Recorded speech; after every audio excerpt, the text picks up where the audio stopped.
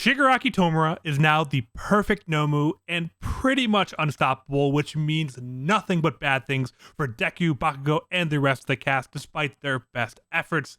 Today we are going to break down everything that happened in Season 6, Episode 6, called Encounter Part 2 of My Hero Academia. My name is Andrew, and I have James with me to help break down everything that happened. James, this episode is nuts. It's pretty much a setup for probably what's about to be the biggest battle sequence of My Hero Academia's history. Am I right? Yeah, I think you're pretty fair in saying that. Like, I think this is this you can feel the anticipation this episode for sure, and the building blocks for what's probably going to be like an absolute banger of a fight. Yeah, they were just teasing us throughout this entire episode. We'll do a very quick recap here, but obviously between Shigaraki waking up and everyone starting to figure out his level of power, I mean, he basically destroyed a quarter of Japan in one single decay, it looked like. Just the absolute insane amount of damage done there. Machio waking up, Toga losing her shit, Dabi having his own secret plans, Compress still being around, Getten losing his shit with ice. Like, they're just teasing us with really showing the real power of the villains at the first couple episodes, pretty much just being the Nomus. But now we have even more Nomus as well. Like, again, next, let's say 4 or 5 episodes, James, pure battle, cannot wait. But let's talk about this episode, go through a very quick recap of everything that happened. So we kind of saw a conclusion of wrapping up a lot kind of going on over at the villa. Hawks is safe now. Pretty much a lot of fighting over there. I guess I'll just talk about that quickly before kind of going over the Shigaraki side where a lot of the episode took place. So pretty much what happened at the villa is, one, Toga has lost her shit. She is kind of impersonating villains and is just cutting up people left and right. Compress and Dabi kind of had a little bit of conversation. Everyone over there is starting to figure out that Shigaraki is awake because a giant fucking giant came out of the floor and is just going to go apeshit. Gigamachia. Giganto Machia. I know I said Gigamachia. We can just call him Machia. Just call him Machia. I know. I forget that every episode. Is now awake. He has sniffed his master last episode, and now he's moving into action. So that's pretty much everything happened over on the villa with a little other combat action scenes going on here and there. But really moving over to the Shigaraki side, who is now awake. And as we see, he kills X-Cross. He pretty much destroys the whole underground lab, and it seems for a second that that entire team is wiped out. But as the episode goes on, we see that most people made it out. Aizawa made it out, Mike made it out, Endeavor. We haven't got an update on Mirko, but I'm assuming they wouldn't kill her off screen after all the damage we saw her take. So pretty much that entire lab's crossed out. But as the lab is being destroyed, as I mentioned earlier, the decay area literally goes on for what looks like miles, all the way in taking out half the town that the evacuation zone is in. During all of this, we do hear mention of all for one. No, I mean one for all, I apologize, over the radio, and starting to kind of figure all that out. And that's when Deku and Bakugo kind of figure out, after Deku had some weird feelings as well, that Shigaraki is probably going to be coming directly for him. So why Endeavor initially confronts him and is kind of fighting him a bit or trying to fight him, we see Shigaraki is heading straight through Deku through the entire episode. So Deku and Bakugo are heading off away from the civilians. They're saved last second from being killed off by Gran Torino, where he kind of goes on of like, okay, what are the point of all these heroes if we can't stop one person? So pretty much all gearing up, getting ready, saying Shigaraki cannot go any farther than this.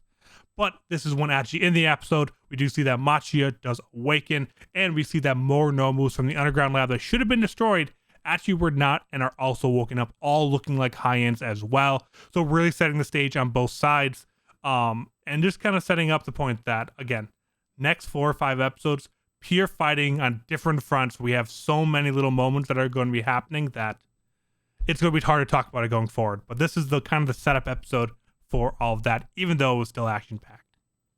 What are your thoughts, James? Yeah, no, I like this kind of episode's needed, and I think it really just like we were gonna get one of these. You know what I mean? We had to get this anticipation building episode where it really showcases the power creep of Shigaraki, where he's at, stacked up against like Endeavor and stuff. And yeah, we knew Maki was gonna wake up at some point. We finally got that.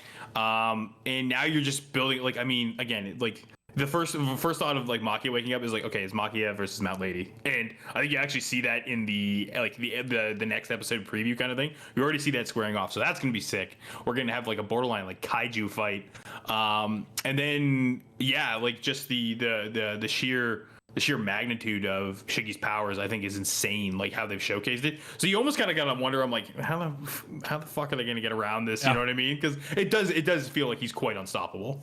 No, and I kind of love that feeling. I think they did a great job with this. So, like, again, it was an anticipation building episode, but it didn't feel like a down episode at all. Like, I wouldn't say this is anything worse than that. It was just a different kind of pacing of, and more kind of mood change than anything. Like, we went from hopeful the last couple episodes, starting to go a little bit downwards as Hawks got injured, but now it feels more like impending doom instead of impending victory, which I think they did a great job of kind of that mood shift in the right way. So, yeah, I agree. I think Shigaraki's power level is kind of the main part of this entire episode. I think a lot of it kind of focused on that. One, everyone getting confirmation that he has all of the old quirks from All for One. Two, that he is as strong as a Nomu without quirks. So super regeneration, super strength, super speed, all that kind of stuff he seems to have, even though Aizawa did take out of it. And again, I think just really using his decay. I love that the first thing he did when he came out, obviously it's his main quirk, but just showing how much stronger his decay is. Like, they're going on of anyone that touches the ground will just die right now. Like, that is just so extreme. Well, that was such a good point that they covered very, very early. Was like Endeavor was like, anybody who can touch the ground, like don't show up. You need to fly. You need to not be able to touch like even Gran Torino said it, where it's like, don't even touch debris or else you're just gonna be decayed. You know what I mean? Like that's terrifying. That's insane. You know what I mean?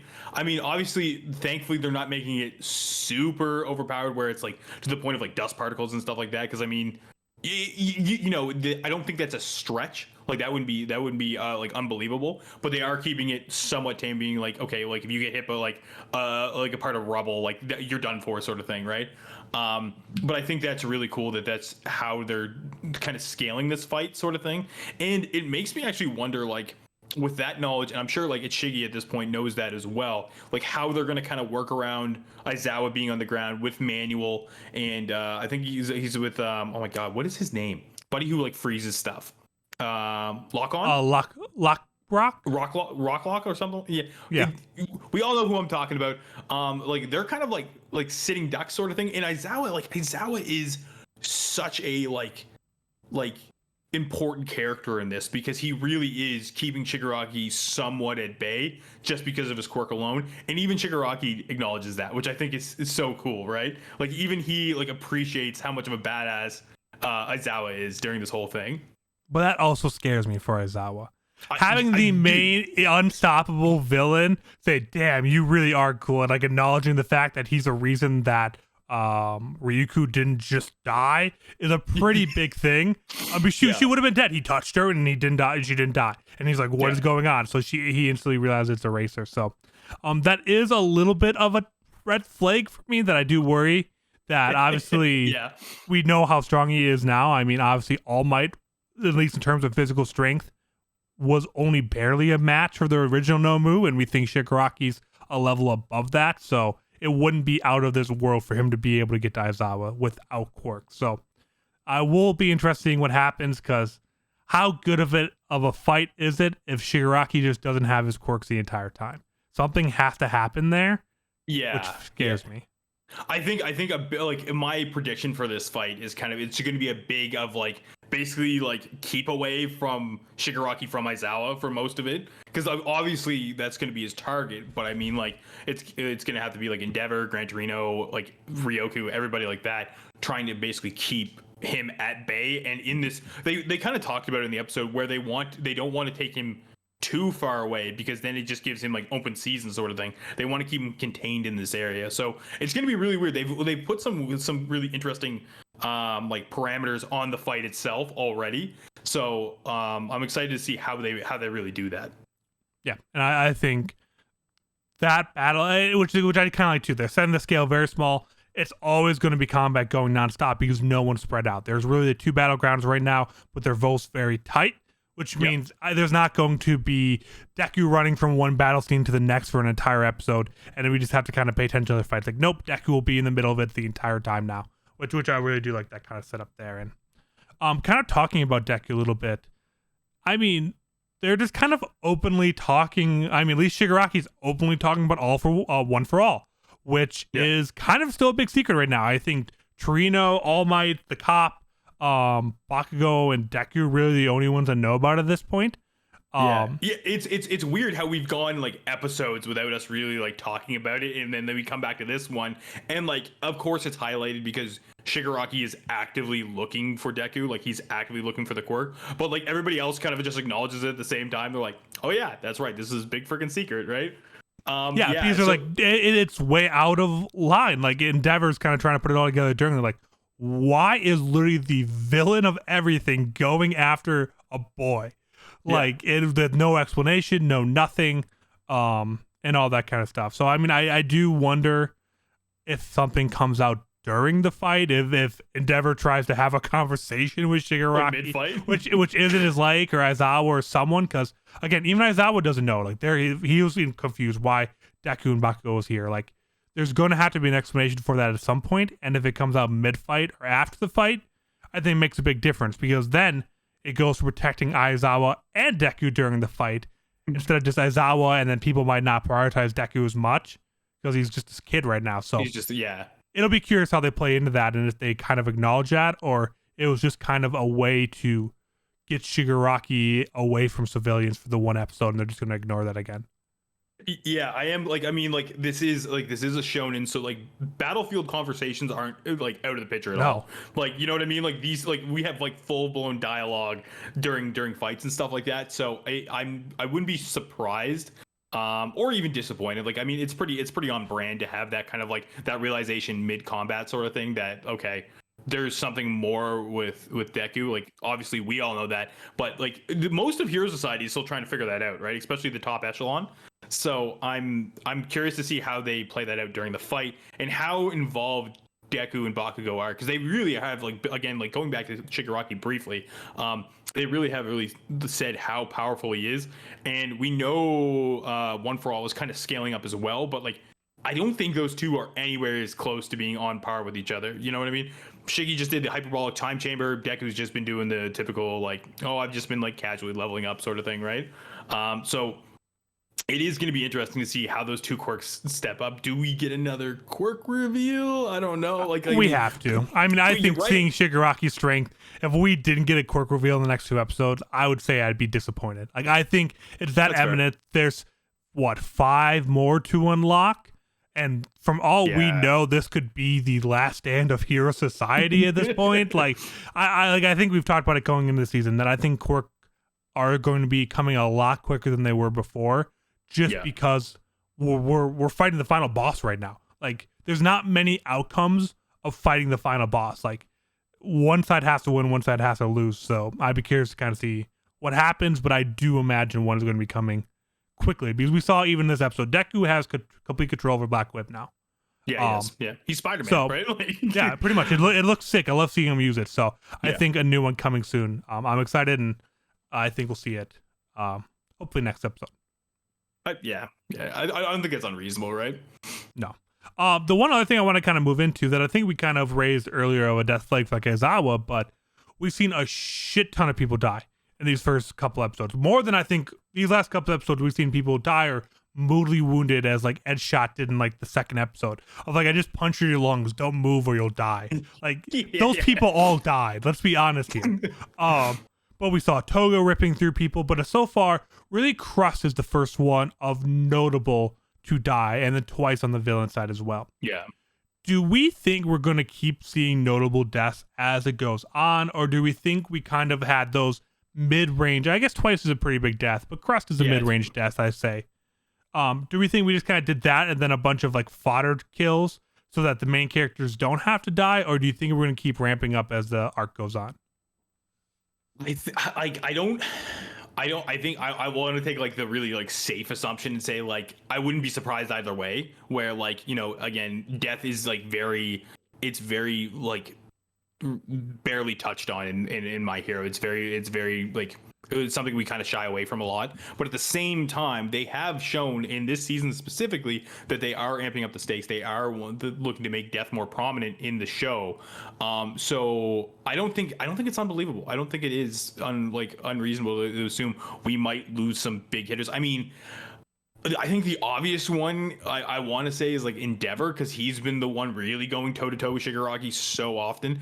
And I mean, like, poor Endeavor's got a lot to atone for. Like, I mean, ever since we found out he was just a piece of shit dad, like, I mean, I've been kind of waiting for them to give him the axe since then, sort of thing, because that's usually what you do. You let your character kind of atone for something and then you close them out, right? So it wouldn't be unreasonable for it to be an Endeavor, right? And that almost feels like somewhat fitting, kind of heralding like the new generation of heroes, sort of thing. But I also don't want to be. I'm not really shocked if we don't get any of those. I'm not, like, you know what I mean? What about you? Yeah, I mean, I think that is a safe bet, and you never know with My Hero Academia. They could really go either way. I feel like the tone is changing for the series overall this season a bit, but it is still hard to know. And I think another thing we got to play in mind is Hawks could be done for good. I mean, That's his also true. back was absolutely gone, so even though that's not a death, it's a hero death. Yeah. So I think that's another thing that we could look at. That I'm sure there'll be maimings, but yeah, it would feel weird to me a little bit to have two deaths pretty much in back-to-back episodes and then have 4 or 5 episodes without another death towards the end or mid-range. So I don't know. I do think that obviously Bakugo's not gonna die, Dakideku's not gonna die, like Aizawa, Endeavor. I think it's even hard for Endeavor to really die unless there's some really big redemption next couple episodes, because I don't feel like that arc's completed quite yet. So Do we like? we have dedicated what? We're at episode 118 of the season show right now. Yeah. At least 8 or 9 episodes have been dedicated to this issue. There is no way we're just gonna close it off without having a dedicated like episode to something. Like, I think if we start getting flashbacks for 1 or 2 characters, then it's like, oh shit, you know what I mean? Like that's when we're gonna start getting. If we have an entire episode of flashback for Endeavor, yes, he's going to die. But he's if done not, for, right? Yeah. And So- like it's like kind of a meta thing, but like I'm not opposed to it. But no, that's not a meta thing. That's a shonen thing. Anyone that's watched 8 episodes of shonen can figure that out by themselves. That's true. Yeah. I do just like I guess on the topic of like other characters who are like not. I don't want you like. Do we think like because you said Bakugo shouldn't be one of the deaths, right? Like there's no way, right? Do we like? Are you willing to like entertaining the idea of like maybe to like basically like break open Pandora's box as far as like quirk activation for Deku? You know what I mean? Like if you have that big event happen for him to like, you know, kind of make him be able to go toe to toe with Shigaraki. I hate reducing Bakugo to a plot point because I don't think he's that. But do you think there's a potential for it? If this would have been confirmed final fight, final season, final boss battle, absolutely. The fact that it sounds like it's not going to be, no way. I mean, Bakugo has been the number 1 character in the popularity polls for all of existence, and I know this is really taking it meta, but killing off your star character, I mean, Bakugo outshines Midoriya sometimes, even with being kind of the second main character. So I think it would be the same level of killing off Midoriya, killing off All Might even. Like, I feel like those are kind of deaths that can't happen unless they're incredibly like end game. Like this is how you have to do it. Okay, no, I don't think totally like fair. the next 3 episodes would have to like build up to a Bakugo death. So if we start seeing like signs of a next episode and then a second episode of again and then a third, like it'd have to take a long time. It wouldn't just happen in a heartbeat. It'd be a big thing. Yeah, no, so I think it's totally fair. Yeah. I wanted to throw that out there kind of as a discussion point because like it just doesn't feel like Deku is stacking up against Shigaraki right now. So there's got to be something that like I could see Todoroki or Uraraka or Ida dying before I see Bakugo dying and being that catalyst. That's totally fair. Yeah. Because I just think Bakugo, as much as a low character, he hasn't done much throughout the entire series. He has not done much. So I still feel like he needs his moments. We saw some character growth here too. Like his arc is like 80% of the way there, and I don't think we get the last 20% in these next 3 or 4 episodes. No, I think it's a fair assessment of the character. I don't know, like battle layout. I guess. Yeah. But I think with that, we have one last thing to wrap up this episode, and that is going to be the Plus Ultra Award. Where each and every episode, we decide on one character that went beyond, that went Plus Ultra, and deserves to be called out for it. And James, I'll let you lead off with this week's Plus Ultra. Yeah, no, Dylan's not here to shield me from the from the first pick. He only had one moment in the show, but I want to like in this episode, I want to give it to him. I think it's Gran Torino, because Bakugo and Deku would have just been done for if old Gran Torino just didn't like skirt by and snag the two of them. Obviously, he was not who the episode was centered around, but it still shows that the old man still has some pretty good cognitive abilities to recognize, oh shit, this is a real threat. Oh shit, these students are dumb as hell. I gotta get them the hell out of there. Obviously, I want to say Shigaraki is a close runner-up because of his obvious power-up. And like, you know, it's homages to Tetsuo from Akira, like left and right. But it's definitely, I think I still got to give it to Gran Torino. That's the wrong. You're not happy? No, that's the wrong pick. It's Shigaraki. The wrong pick? The man's a literal walking nuclear bomb at this point. He's almost as strong as All Might. And I just think for me, like, we talked about this earlier on, I think in like a specific one-off-one, like, is All for One a good villain? Because with all the interactions that we had up to him through the end of season 5, you never really felt afraid of him. If you let this episode and did not feel the power and just the true villain level of Shigaraki after all this, I don't think we're watching the same show. I mean, he feels on the level of something like Pain from Naruto, of like even Blackbeard kind of levels from One Piece, whatever you want to compare to some of these big, just terrifying villains. He is now at that level, something that we've been wanting since the beginning of the show.